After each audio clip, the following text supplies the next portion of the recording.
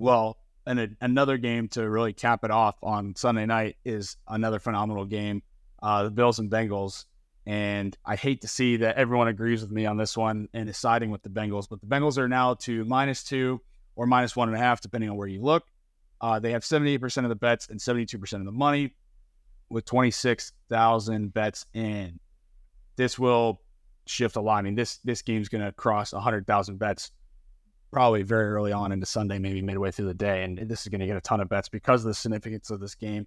This was the DeMar Hamlin game last year that got canceled, so there's a lot of speculation around this game in general. The total is super high, one of our highest of the week. Started at 46.5, but went up to 49.5 with everyone slamming the over. I mean, holy shit, guys. This is a primetime under, guys. Like, primetime total. Yeah, that's true. Primetime unders here.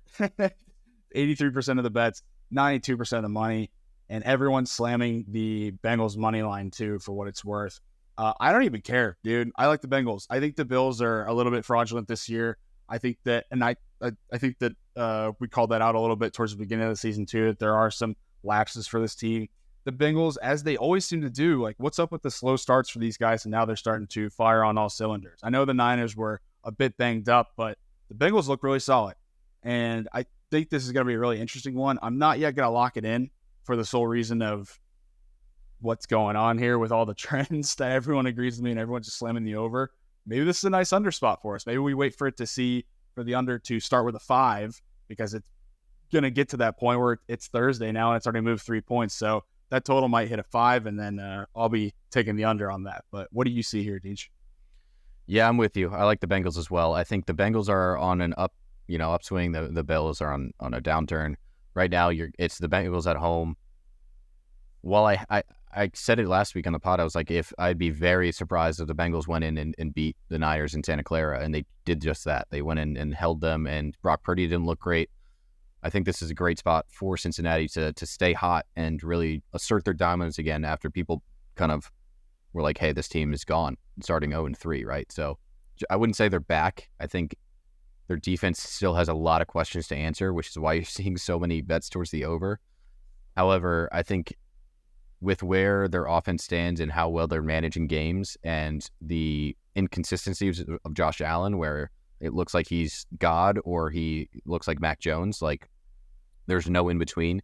And that's what Buffalo's been wanting. They've been wanting a little bit of consistency out of Josh Allen, and he's going through the slate where it's like, at this point, I don't know how you can back this Bills team. I don't hate them in a teaser, although the total being very high just kind of throws that away for me. I think the Bengals are a better team than the Bills right now, and that's what matters on Sunday night. There's a lot of history in this game. This is going to be a tough battle. This is a battle for the AFC, supremacy to be behind the Chiefs. So the Bengals need this game, I think, more than the Bills, and that says a lot, especially in today's NFL. The total is insane. Today's NFL seeing near 50 is wild to see it continue to go up. Doesn't surprise me. However, the Bengals defense is terrible. The Bills defense is fine, but they're still going to get there. Bills defense is also not great, man. I'm really not a huge fan of Bills defense.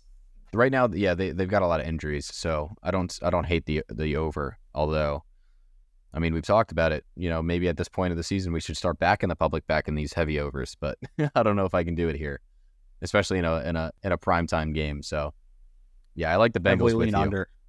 Yeah. Heavily lean under, heavily lean, and then lean Bengals. Cool.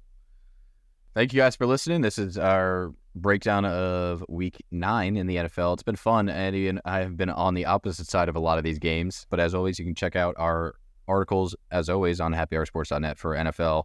NBA is ramping up. We've got NHL ramping up as well. College football, as always, and then, of course, the Prelim and Pilsners podcast, or is it Pilsners and Prelims? Pilsners and Prelims podcast. I know. Again, I made the name and I still forget it, but that's how catchy it is. That's how you know it's good.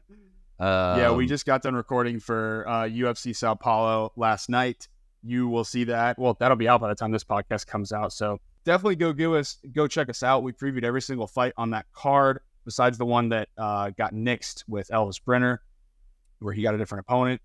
As well as be sure to check us out for hockey content. I know DJ touched on it, but We've got 3 dedicated hockey writers now on the site, and they are super fired up about hockey being back. And they're writing some cool pieces. It's not just betting stuff. There's a lot of opinion stuff on there too, where I feel like if you guys go and read their stuff and want to chime in too, definitely find them on Twitter and where they post a lot of their content and join that conversation. So couldn't be more excited about what's going on, to your point, Deej, and couldn't be more excited to bounce back in week 9 either.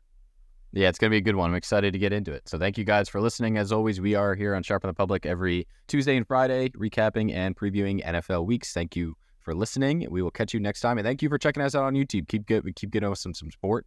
We're getting a few subscribers here and there. So thank you to everyone on YouTube. We appreciate you. And hopefully we can keep on winning for you. So cheers, guys. The boys bet better with beer.